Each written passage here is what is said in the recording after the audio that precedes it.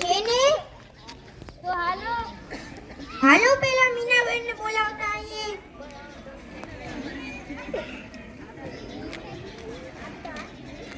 મીનાબેન, ઓ મીનાબેન. અરે શું થયું? હાલો પાણી ભરવા. અરે ઊભી રે, મારું માટલું લેવા તો દે. અરે તમે જયાબેન ને બોલાવ્યું કે નહીં? ના. તો હાલો બોલાવતા આવીએ. હાલો.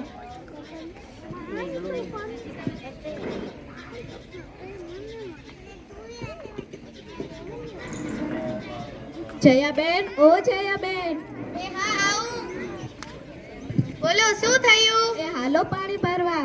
અરે હા ચાલો. અરે ઉભા રહો. તમે પેલા બાને બોલાવ્યા કે નહીં? હા, બાને બોલાવતા તો ભૂલી જ ગયા. એમ કેમ ભૂલી ગયા? ચાલો પહેલે બાને બોલાવતા આવીએ. બા, ઓ બા, કોઈ છે ઘરમાં? આવું છું.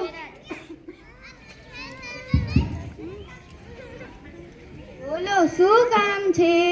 અરે અમે બધા કુએ પાણી ભરવા જઈએ છીએ. તમારે પાણી ભરવાનું હતું?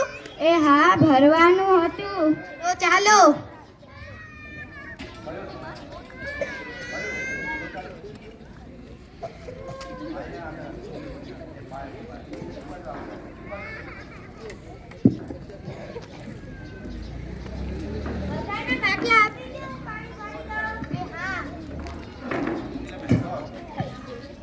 લાવો બા, તમારો પણ આપી દો, હું ભરાવી દઉં.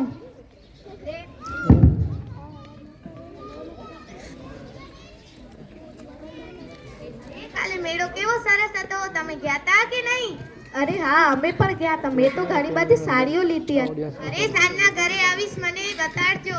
અરે હા, આવજો. તમને હું માટલા ભરાઈ ગયા, હાલો ઘરે. અરે ઉભા રે, બેસ. આખો દિવસ કામ ને કામ, બીજું કાંઈ જ નહીં. બેસ, થોડી વાર વાતો કરીએ. અરે તમે ગયા તા કે નહીં મેળામાં? અરે એ બધી વાતો મૂકો. એ કહો કે તમારે દીકરા ભણે ગણે છે કે નહીં? હા બા, મારો પુત્ર તો 7મું ધોરણ ભણે છે. બહેનો, ખરેખર મારો પુત્ર તો લાખોમાં એક છે. તેના કંઠકમાં સાક્ષાત સરસ્વતીનો વાસ છે. તે જ્યારે શ્લોક બોલે છે ત્યારે આખું ગામ સાંભળવા ઉમટી પડે છે. મને લાગે છે કે ભગવાન બધાને આવું હોશિયાર પુત્ર આપે. હે બહેન, તારો પુત્ર આવો હોશિયાર છે? રેવા દે. એના કરતાં તો મારો પુત્ર કેવું બળવાન છે. તેના જેવું બળ આખા પંથકમાં કોઈની પાસે નથી. તે કેવો પરાક્રમી છે. અરે તમે બને રેવા દો. મારો પુત્ર તો એવા મસ્ત ગીતો ગાય છે. તે જ્યારે ગાય છે ત્યારે બધા પશુ પક્ષીઓ મંત્રમુગ્ધ થઈ જાય છે. લોકો તેના ગીતો સાંભળવા આતુર થઈને આવે છે. મારો પુત્ર તો સાચો હીરો છે.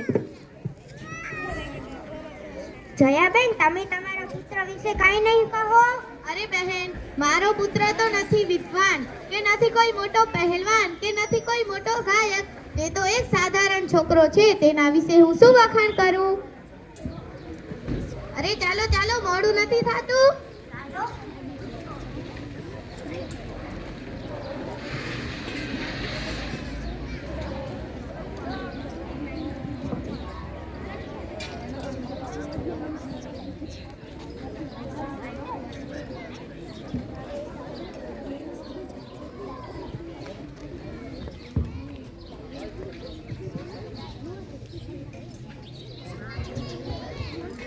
યશોદાનો લાલ મારો રાજા રણછોડ છે. તેણે મને માયા લગાડી રે. યશોદાનો લાલ મારો રાજા રણછોડ છે. સાચે બહેન, તમારો પુત્ર તો સરસ શ્લોકો ગાતો હતો. પણ એને તો તમારી સામે પણ ના જોયું ને. શું કરું? આજના છોકરાને મા બાપની ક્યાં પડી છે? આ જો મારો પુત્ર જાય છે. અરે ઉભો રે. એ તો જતો રહ્યો. અરે એ તો જતો રહ્યો, તારી સામે ના જોયું. શું કરું આજકાલના? હરે કૃષ્ણ હરે રામ, હરે કૃષ્ણ હરે રામ. આ જોવો મારો પુત્ર જાય છે. કેવા મસ્ત ગીતો ગાય છે. અરે એ તો જતો રહ્યો. અરે એને તો મારી સામે ના જોયું જતોય રહ્યો. અરે શું કરું, આજના છોકરાઓને ક્યાં મા બાપની પડી છે. સાચું કહ્યું બહેન. અરે માં તું અહીંયા? હા બેટા, હું કુએ પાણી ભરવા ગઈ હતી. પાણી ભરીને હવે હું ઘરે જાઉં છું. માં હવે તારાથી આ ઉંમરે આટલો ભારે ઘડો ન ઉપડાય. હવે હું મોટો થઈ ગયો છું. આવા નાના મોટા કામ તો હું પણ કરી દઉં. લાવ મને ઘડો આપી દે. હા બેટા. માં તમે હવે ધીરે ધીરે આવજો. આ ઘડો હું આપણા ઘરે પહોંચાડી દઈશ. હા બેટા. હાશ, મારો ડાહ્યો દીકરો આટલો ભારે ઘડો લઈને ઘરે જતો રહ્યો.